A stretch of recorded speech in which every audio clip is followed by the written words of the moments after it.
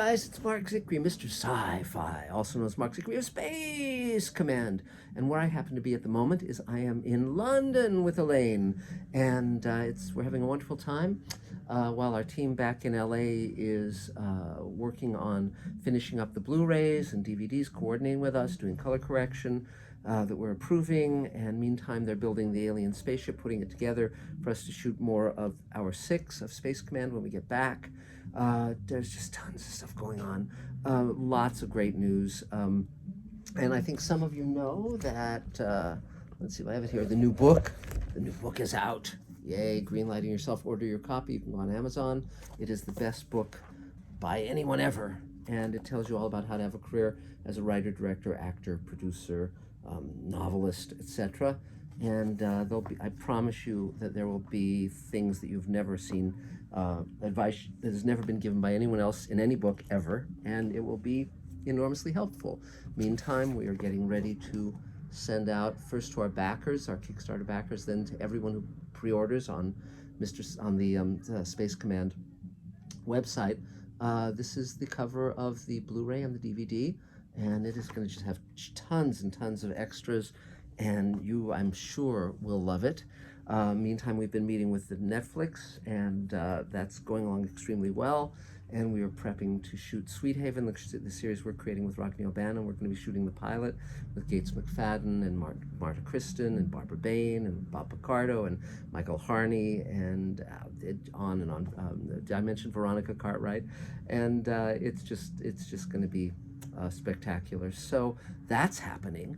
And also, many of you know that the reporter from the BBC wrote an article naming my Deep Space Nine episode, Far Beyond the Stars, the most remarkable Star Trek episode ever, and of all time. And so I met with him here in London. Really nice guy, and we're going to be getting together again in the next few days, and he'll meet Elaine, and that, of course, will be something he'll treasure, I'm sure, because she's so wonderful.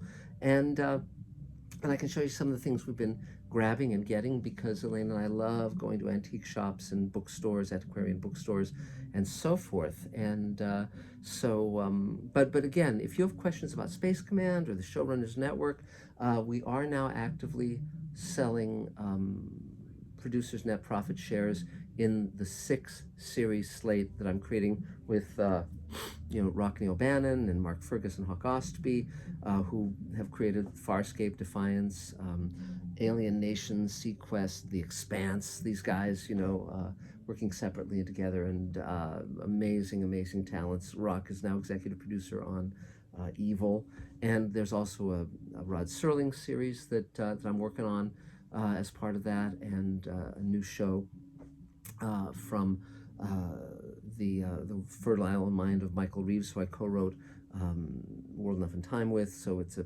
show we cooked up together called Dante Station, a sort of a Blade Runner procedural on an alien planet near the core of the galaxy. Really fun. And also Magic Time, based on the novels that the trilogy I wrote. So tons of stuff coming down the pike. Now, also, by the way, we're staying at the King William IV pub in Hampstead in London. Very nice neighborhood, and they have live music downstairs, playing the oldies, and it's very pleasant to have it waft up through the floorboards. But so let's take you on a little bit of the tour that we have been embarked upon, okay? So today we went to High Tea, and they had a Van Gogh Afternoon Tea, and they had the various items on the menu were inspired by the color scheme and the experiences of Vincent van Gogh, and it was really lovely, really beautiful, traditional English high tea, and can't speak more too highly of it. It was quite wonderful. Finger sandwiches and scones and clotted cream and all of that. And then we also went to a play. We saw a play, Jerusalem, starring Mark Rylance. Now, you may not recognize him here. He was terrific in this. But if you've seen Don't Look Up, he's the sort of the Elon Musk, Steve Jobs kind of internet guy who is totally wrong on everything, and He's also been in so many movies. I think he won the Oscar for Bridge of Spies. Phenomenal actor. He's also in a new film called The Outfit, which I can recommend. So he was great on stage. Amazing to see him.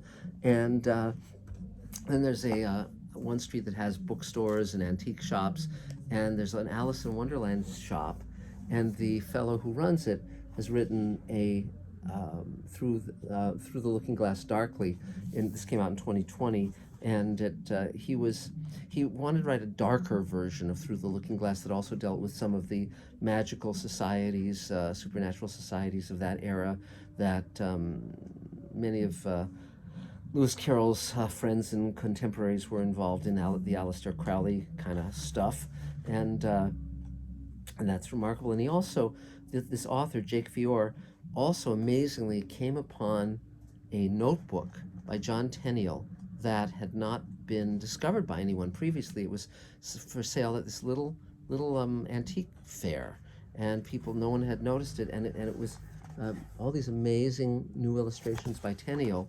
The John Tenniel, of course, being the great illustrator of Alice, and so he was able to include these amazing new illustrations, newly discovered illustrations, in with the traditional ones that we all know of. And so it's a very, very fun book. I got to talk to him in his Alice in Wonderland shop, and he's going to be putting the Tenniel originals on exhibit in July in his shop. And so that was really great fun. And he of course signed the book, which I love getting signed books. And so you can see there's his signature. And then there's a great store that I love going to called, oh, by the way, so we go into antique shops, of course, and this chain is attached to a Bobby's whistle, a London policeman's whistle. This is around the World War II era, and many of you have seen, if you've ever seen a Sherlock Holmes movie with the Bobby blowing into the whistle, or a Jack the Ripper thing, or whatever, probably Peaky Blinders, whatever, they're always blowing these, and has the double whistle. I don't want to blow it right now because people will come running, assuming that there's trouble. but it's a really great thing to have. And we also got there's a great store called Foop that sells books and DVDs and Blu-rays. And I was able to get this very cool DVD of Peter Cushing in 1984, which was quite a remarkable broadcast of some decades ago, and they've restored it. I recently presented this on my 1984 series that I did on Mr. Sci-Fi, but this has all sorts of extras, and I can't wait to take it home and watch it. And for those who wonder, I do have an all-region Blu-ray player, so I will be able to watch this thing. And I also found this very cool. One thing that's fun about browsing in stores, particularly in England, is you find things you didn't know about. There was a series called Out of This World in 1962 that was a science fiction anthology TV show in England. And there's only one episode still in existence, and that's an adaptation of Little Lost Robot by Isaac Asimov. The show is hosted by Boris Karloff, and they also have the audio of two other episodes.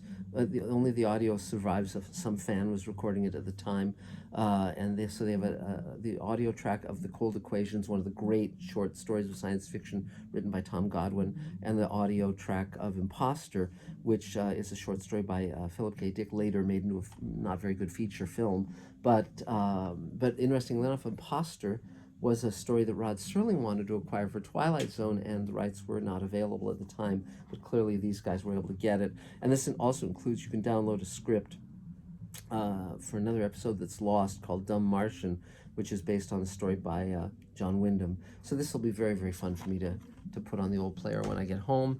And then here's The Wicker Man, a special deluxe final cut of this wonderful, the original film of The Wicker Man with Christopher Lee and Edward Woodward and Britt Eklund. A great film if you've never seen it. So this has lots of extras, and so again, I'll be looking at that when I get home. And then also I found this marvelous 19th century edition of A Tramp Abroad by Mark Twain with a great pictorial cover and ads for Pear soap and other interesting things of the Macassar oil. When they talk about anti-macassars, those crocheted things that go on the back of the chairs. Anti-macassars were so that you wouldn't get the macassar oil that was used in people's hair on the chair. And so there's an ad in here for macassar oil, and and for Cocoa, Epps Cocoa, which probably had heroin in it or something, and and Hartman's hygienic wood wool diapers, whatever, my God, kind of just puts a shiver in you, and Mellon's food for infants and invalids. And again, there was no limit as to what could be put in stuff, and so I would not try any of these things if I came upon them. But it's really great to have this early edition of Twain's book. And then finally, I bought this, which is the deluxe first edition, profusely illustrated, of Arthur Conan Doyle's The Lost World. Now, for those of you who don't know about this, this is a very rare book, and I have the first edition, but this is a much bigger, much more elaborate deluxe edition that came out in 1912. And if you only know of Jurassic Park from Michael Crichton and the sequel he wrote called The Lost World, all of that is inspired by The Lost World by Conan Doyle. And if you've only seen movies or TV adaptations, you have not gotten the full force of this wonderful, wonderful book. It's one of my favorites.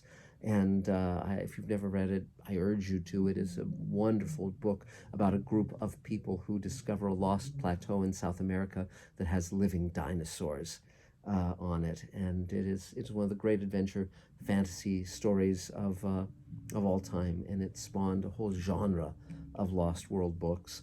So that's about it for now. So keep watching this space. Watch Mr. Sci-Fi. In a few days, we're going to Hay-on-Wye, which is in Wales, which is a book town. The entire town is used in antiquarian bookstores. And we'll be seeing Sally Hayne and her daughter Connie. Sally is the sister of Lord Peter Hayne, whose story Elaine has been writing for a miniseries that we're in negotiations on here in England. And it's an amazing time. We're building 9-foot-tall aliens. I'm about to buy a giant robot, and it just gets better and better and better. So we'll talk soon. Thanks, guys. If you want to invest in the Showrunners Network, it's a little more pricey. The first person in the pool is investing $450,000. But if you've just come into an inheritance and you wonder how you can be a prime mover in the great science fiction revolution that we are embarked upon, then give me a call or email me at markzickery@gmail.com. Happy to talk to you. And we still are selling shares in Space Command at $7,500 each. And you can be a Patreon supporter of Mr. Sci-Fi and Space Command just by going to patreon.com/markzickery. You can subscribe to Mr. Sci-Fi. You can share it with your friends. You can ding the bell. You can comment. All of this helps enormously. And, until next time, we'll see you soon, and thanks again for everything. Bye.